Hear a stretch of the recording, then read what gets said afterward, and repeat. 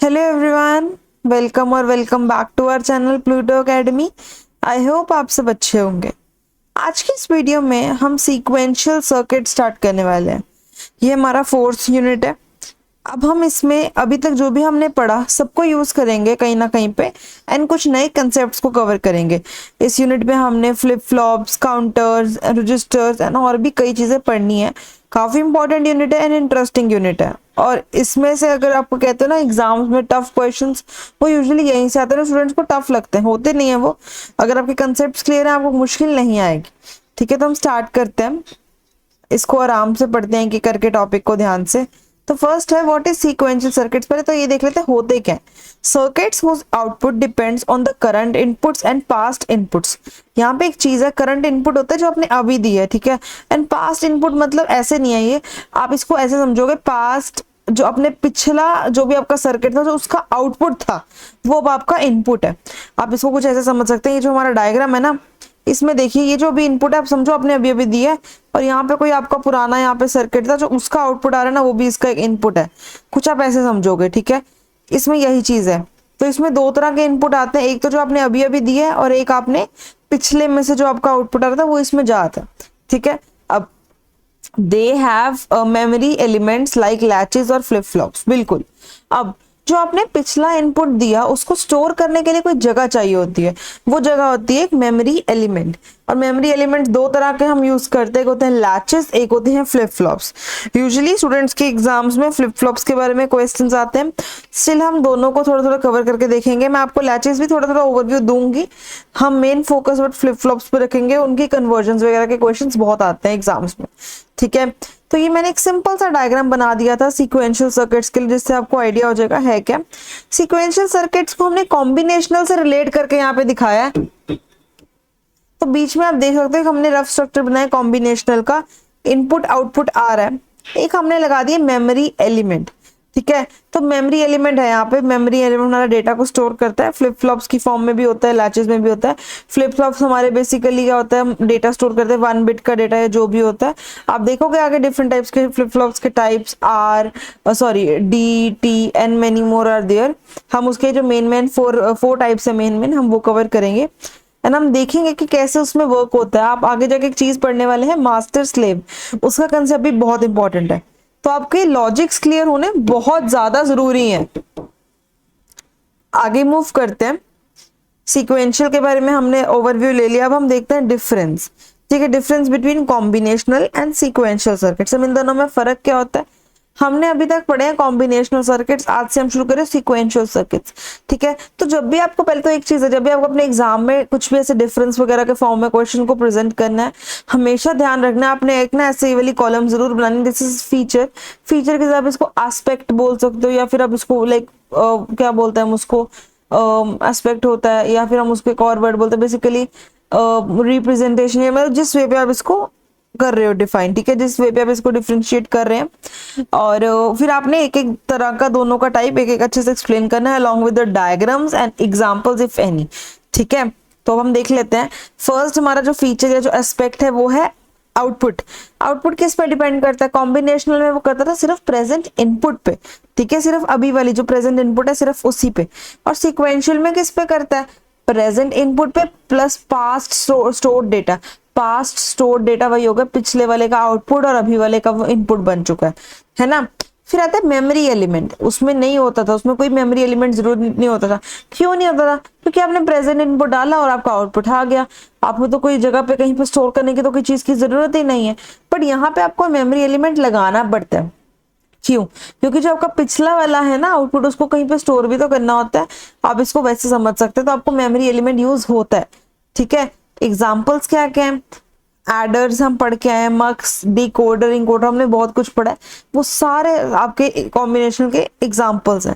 और सीक्वेंशियल के क्या क्या एग्जाम्पल्स हैं, फ्लिप फ्लॉप्स, काउंटर्स, रजिस्टर्स, ठीक है। ये तीन अभी हम एक एक करके पढ़ेंगे अगले लेक्चर्स में। एक एक करके हम उनको देखा करेंगे, कहाँ पे फ्लिप फ्लॉप्स कैसे बन रहे हैं, कैसे काउंटर्स यूज हो रहे हैं, रजिस्टर्स के टाइप्स एंड ऑल दैट हम सारा देखेंगे, ठीक है। क्लॉक सिग्नल की बात आती है यहाँ पे। क्लॉक सिग्नल में आपको बताऊंगी जब आगे हमें जरूरत आएगी, पर अभी के लिए आपको इतना पता होना चाहिए कि कॉम्बिनेशन में तो आपने देखा हमने कोई भी क्लॉक सिग्नल यूज नहीं करा, सीक्वेंशियल में हम करते हैं और सिंक्रोनस में यूज करते हैं, बेसिकली उसमें हम ट्रिगरिंग करते हैं, तो वो मैं आपको नेक्स्ट लेक्चर में क्लियरली बताऊंगी सारा, ठीक है। और स्पीड, स्पीड की बात आई है।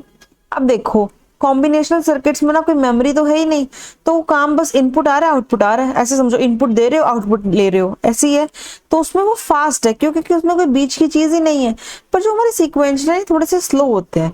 स्लो क्यों होते हैं? क्योंकि उसमें मेमोरी अपडेट्स है। मेमोरी, अब मेमोरी कहाँ पे आ रही है स्टूडेंट्स, ये देखो जब आपको बीच में आपको एक इंटरमीडिएट डेटा को स्टोर करना पड़ रहा है तो उसमें मेमोरी लग रही है, तो थोड़ा सा टाइम भी लग रहा है, ठीक है।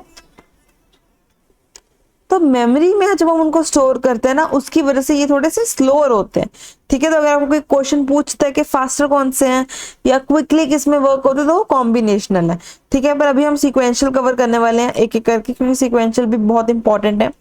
तो अब सीक्वेंशियल के मेन पार्ट्स क्या होते हैं, हमने ऊपर डायग्राम में देखा था। फर्स्ट होता है कॉम्बिनेशनल लॉजिक, जो हमारा सिंपल होता है, जो हमने पहले पढ़ रखे हैं, उस अकॉर्डिंग एक इसमें सिंपल सा कॉम्बिनेशनल सर्किट होता है जिसमें एक इनपुट आउट आता है और एक फीडबैक, मतलब देखिए बेसिकली जो भी आप उसको इनपुट देते हो उस अकॉर्डिंग एक आउटपुट देता है, ठीक है। फिर आता है मेमोरी एलिमेंट। मेमोरी एलिमेंट होता है जो हमारा बाइनरी डेटा को स्टोर करता है, जो दो तरह के हो सकते हैं, लैचेस या फिर फ्लिप फ्लॉप्स, ठीक है। उसके बाद आता है clock signals. It controls when data changes, ये हम आगे जाके बहुत ध्यान से पढ़ने वाले हैं, ट्रिगरिंग वगैरह के टाइप्स। तो आपको पता होना चाहिए आपके सीक्वेंशियल सर्किट में ये तीन चीजें होती हैं, ठीक है, ये तीन चीजें होती हैं। अगर कोई आपसे पूछ लेना right brief about sequential circuits, तो पहले आप उनका थोड़ा सा बताओगे डेफिनेशन वगैरह, फिर आप थोड़े से पॉइंट्स यहाँ से डिफरेंसेस से भी ले सकते हो, ठीक है। और फिर आप ऐसे के मेन पार्ट्स करके डायग्राम बना सकते हो, आपका 4 मार्क्स का क्वेश्चन आराम से कवर हो जाएगा, ठीक है। और अगर आपको लग रहा है कि थोड़ी सी चीजें कम हो गई हैं, आप एंड पे ना ऐसा भी पॉइंट लिख सकते हो, it is different from combinational circuit in these veg, कुछ पॉइंट से बना के वहां पे भी लिख सकते हो, ठीक है। आएगा नहीं, चांसेस कम है, पर हो सकता है आज में बहुत बेसिक क्वेश्चन है। कई बार यूनिवर्सिटीज में ऐसे क्वेश्चन भी आते हैं जो स्टूडेंट्स कभी भी प्रिडिक्ट नहीं करते, मतलब स्टूडेंट्स को लगता है वो इतने टफ टफ क्वेश्चन आएंगे काउंटर्स के वो, पर कई बार बहुत बेसिक क्वेश्चन आ जाते हैं। तो आपको तो हर तरह के क्वेश्चन की तैयारी होनी चाहिए, ठीक है। आगे मूव करते हैं। अब सीक्वेंशियल सर्किट्स ना दो तरह के होते हैं, बहुत इंपॉर्टेंट है, देख लेते हैं। सबसे पहले आते हैं एसिंक्रोनस। एसिंक्रोनस एंड सिंक्रोनस उसका दूसरा टाइप है, हम पहले एसिंक्रोनस या असिंक्रोनस करेंगे। तो ये कौन से होते हैं?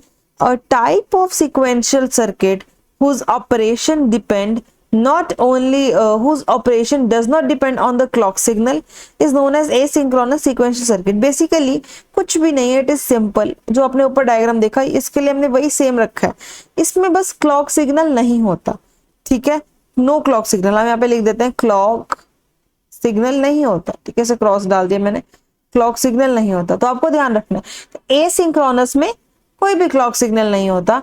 तो दिस टाइप, यहां से हम पढ़ रहे हैं, this type of sequential circuit operates using the input pulse, that means there state changes when the change in the input pulse. बिल्कुल, क्लॉक सिग्नल बेसिकली ना डेटा को चेंज करवाता है, पर ये टाइप का सीक्वेंशियल सर्किट कैसे वर्क करता है? जब आपकी इनपुट पल्स आती है, जब भाई आपका स्टेट चेंज होता है, तो आपकी इनपुट पल्स चेंज होती है, तो आपकी स्टेट भी चेंज होती है, ठीक है। और main components of the asynchronous sequential circuits include unclocked flip flops.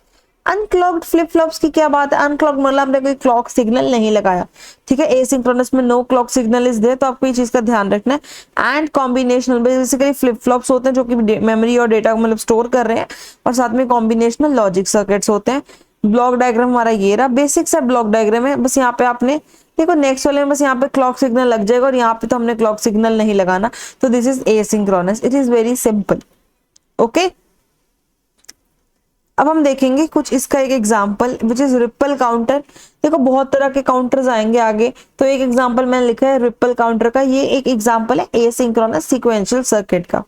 एक चीज और है, आगे जाके ना कुछ ऐसे काउंटर्स आएंगे जिनको आप सिंक्रोनस एंड एसिंक्रोनस दोनों वे से बना पाओगे, मतलब आप कर पाओगे, पर आपको अपने यूनिवर्सिटी या कॉलेज के एग्जाम को जो भी क्वेश्चन आएगा ना उसको बहुत ध्यान से पढ़ना है, ठीक है। कई बार ना उसमें कुछ ऐसी चीज पूछ ली जाती है, कई बार आप कंफ्यूज हो जाते हो, तो पहले आपको क्वेश्चन को अच्छे से रीड करना है। आपको ना एग्जामिनर की रिक्वायरमेंट समझनी है, वो पूछना क्या चाहते हैं आपसे, वो आपसे क्या एक्सपेक्ट कर रहे हैं। कई बार वो क्वेश्चन में घुमा के बोल देते हैं कि हमें ये वाला चाहिए था, सिंक्रोनस या एसिंक्रोनस। कई बार वो अनक्लॉक्ड फ्लिप फ्लॉप्स की बात कर देंगे, तो कई बार वो क्लॉक्ड फ्लिप फ्लॉप्स, तो आपको देखना पड़ेगा, ठीक है। अगर अनक्लॉक्ड आएंगे तो वो एसिंक्रोनस है, अगर क्लॉक्ड आएंगे तो वो सिंक्रोनस है, ठीक है। तो हम सिंक्रोनस को भी पढ़ लेते हैं। तो synchronous, a synchronous sequential circuit is a type of sequential circuit in which all the memory elements are synchronized by common clock signal। एक कॉमन क्लॉक सिग्नल की वजह से ये सब हमारे सिंक्रोनाइज हैं, ये रहा उनका क्लॉक सिग्नल, ठीक है। तो hence synchronous circuits take a clock signal with along with the input signals. बिल्कुल, इनपुट भी आता है और क्लॉक सिग्नल दोनों हम दे रहे हैं। और इन सिंक्रोनस जो duration of output pulse is equivalent to duration of clock pulse applied. ये चीज इंपॉर्टेंट है, ध्यान से देखिए एक बार। The duration of the output pulse is equivalent to the duration of the clock pulse applied. जितनी देर के लिए आपने क्लॉक पल्स अप्लाई करी उतनी देर के लिए आपको आउटपुट शो होएगा, ठीक है। और पिछले वाले में क्या था, बिना क्लॉक पल्स के इनपुट देने पे आउटपुट आ रहा था, ठीक है। तो ये एक डिफरेंस है, ये आपको पता होना चाहिए। अभी सिर्फ हम ओवरव्यू ले रहे हैं, आगे जाके जब हम ये टॉपिक्स को डिटेल में करेंगे तो हम इनको फिर से रिवाइज करेंगे, तो आपके कंसेप्ट वहां जाके और क्लियर हो जाएंगे, ठीक है। कुछ मैंने चीजें लिखी हुई है यहाँ पे। The major disadvantage of synchronous sequential circuits is that their operation is quite slow। अब ये स्लो क्यों है सिंक्रोनस वाले, क्यों, क्योंकि सिंक्रोनस में तो हमारे पास एक क्लॉक पल्स लग रही है, थोड़ा सा टाइम उसमें लग रहा है, ठीक है। अब this is because every time the circuit has to wait for a clock pulse for the operation to take place। बिल्कुल, अब जिनमें क्लॉक पल्स नहीं है उसमें इनपुट आता है आउटपुट साथ में आ जाता है, मतलब उस अकॉर्डिंग उनका वर्क हो जाता है। बट जो क्लॉक पल्स वाले हैं which is the synchronous one, वो वेट करते हैं जब नेक्स्ट क्लॉक होएगी, जब नेक्स्ट क्लॉक मतलब हमारी ट्रिगर होएगी तभी हमने आउटपुट देना है, तो वो टाइम लगता है। आप ऐसे समझ सकते हैं, बेल बजाओगे तो कोई गेट खोलेगा, है ना, और दूसरी तरफ क्या है, गेट खुला है, कोई भी आ सकता है, मतलब आप ऐसे मतलब आपने इसे गेट का जो होता है ना, अपने उसको बोल्ट अनबोल्ट आप कर सकते हो एंड जा सकते हो। आप पे इनपुट आया, आप आउटपुट दे पा रहे हो। पर दूसरे में क्या है, आपको इनपुट अगर आएगा तो कोई एक गेट खोलेगा, समथिंग इज लाइक दैट, आप तो समझो, ठीक है। जब भी क्लॉक पल्स आएगी तो आपका आउटपुट तभी आएगा और आपको वेट करना पड़ेगा क्लॉक पल्स के लिए, ठीक है, तभी ऑपरेशन टेक प्लेस होगा। अब यहाँ पे एक चीज लिखी हुई है, however the most significant advantage of synchronous sequential circuits is that they have a reliable and predictable operation. बिल्कुल, सबसे बड़ी इसकी क्या एडवांटेज है सिंक्रोनस सीक्वेंशियल सर्किट्स की, they have a reliable and predictable operation. बिल्कुल, क्योंकि ना कई बार क्या होता है, हम ना क्लॉक की ना पल्सेस को एक टाइम पे सेट कर देते हैं, इतने टाइम बाद है कुछ, तो वो आपका एक मतलब प्रिडिक्टेबल, आपने पहले उसको ना फिक्स करके रखा है, रिलायबल है, इनपुट भी आपको अपने उसको हर चीज को अपने अकॉर्डिंग सेट कर रखे, तो एरर्स की भी चांसेस कम है। प्रिडिक्टेबल इन द सेंस आपने उसको अपने अकॉर्डिंग प्रॉपर मेंटेन भी कर रखा है और ईजी है आपके लिए हैंडल करना, ठीक है। तो इसके भी कुछ एग्जांपल्स मैंने लिखे हुए हैं यहाँ पे, काउंटर्स है, रजिस्टर्स है, memory units and control units, ठीक है। काउंटर, रजिस्टर तो फ्लिप फ्लॉप तो भी हमने आगे जाके करनी है, बहुत ध्यान से, आपको और अच्छे से समझ आएंगी चीजें। हम डायग्राम्स देखा करेंगे, कैसे हम एसआर फ्लिप फ्लॉप देख रहे हैं, कैसे हम जेके फ्लिप फ्लॉप देख रहे हैं, इनके नेम्स क्या है, इनकी फुल फॉर्म्स क्या है, ये क्यों यूज करते हैं, ठीक है। इसमें से मास्टर कौन है, स्लेव कौन है, आगे ऐसी की भी चीजें आएंगी जिसमें एक फ्लिप फ्लॉप डोमिनेंट होगा, दूसरा फ्लिप फ्लॉप स्लेव होगा, ठीक है। एक मास्टर होगा, एक स्लेव होगा, तो आप उसका भी देखोगे सारा प्रोसेस, ठीक है। तो आपको मजा आएगा नई नई चीजें सीखने में। अब हमने सीक्वेंशियल सर्किट्स की इंट्रोडक्शन कवर करी, फिर हमने दो तरह के टाइप्स देखे, सिंक्रोनस एंड एसिंक्रोनस, ठीक है। हमने उनके बारे में पढ़ा, उनके क्या क्या है, एक में क्लॉक सिग्नल होता है, एक में नहीं होता, ठीक है। अब हम देखते हैं सीक्वेंशियल सर्किट्स के कुछ रियल लाइफ एग्जांपल्स। क्या क्या एग्जांपल्स हैं, डिजिटल वॉचेस एंड क्लॉक्स में यूज होते हैं, सीपीयू रजिस्टर्स में यूज होते हैं, traffic light controllers and data storage units, ठीक है। सीक्वेंशियल सर्किट्स हैं, क्लॉक सिग्नल आ भी सकता है, नहीं भी आ सकता, आपको ध्यान रखना है। डिजिटल वॉचेस में यूज हो रहे हैं, CPU registers, traffic controllers and data storage units. आपको लग रहा होगा मैम ने हर लेक्चर में हमें एग्जांपल्स करवा दिए, इसमें कौन पूछेगा हमसे examples, but students you have to be careful with the examples. बहुत ज्यादा इनको अच्छे से मेमोराइज करने की भी जरूरत नहीं, आपको रफ आइडिया होना चाहिए। आप अगर 2-3 बार अपने नोट्स को गो थ्रू करोगे, आप आराम से कवर कर लोगे। क्योंकि ना अगर आपके कॉलेज या यूनिवर्सिटी के एग्जाम में या फिर आपके कोई कॉम्पिटिटिव एग्जाम में क्वेश्चन थोड़ा घूम के आ जाएगा ना, अगर वो कोई एग्जाम्पल से क्वेश्चन बना देंगे ना, फिर आपको समझ नहीं आएगा कि क्या ये चीज इसमें होती है।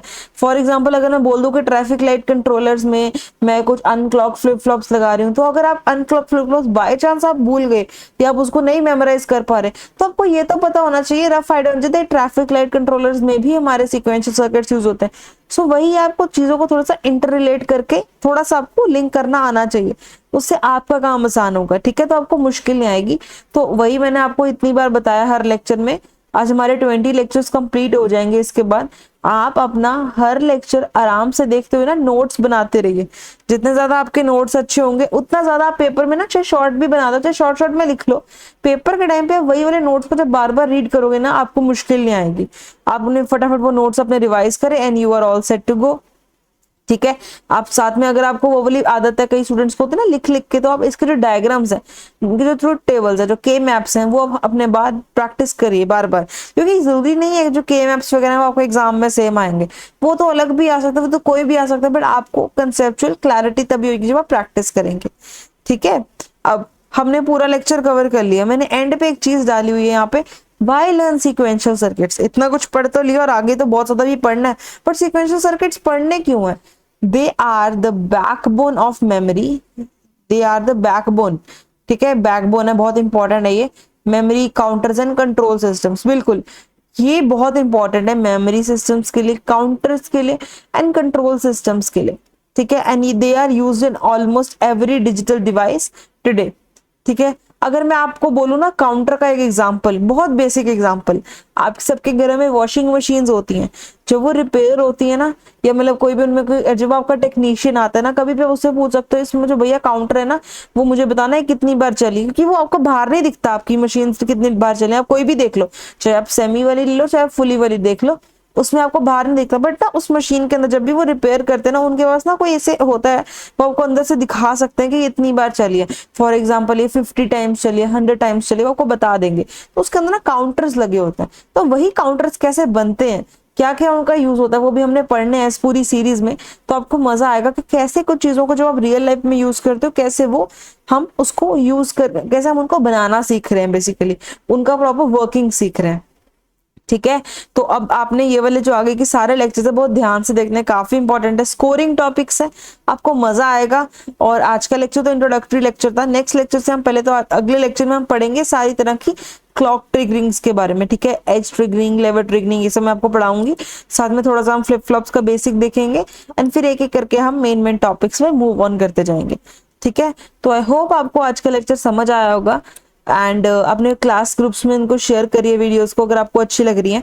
कोई भी क्वेरीज आ रही है आप कमेंट सेक्शन में बता सकते हैं, कोई टॉपिक अगर आपको लगता है कि मिस हो गया तो वो भी आप हमें कमेंट सेक्शन में बता सकते हैं। अगर आपके यूनिवर्सिटी एग्जाम में वो है सिलेबस में और हमने उसको नहीं करवाया, हम जरूर उस पर भी वीडियो बनाएंगे।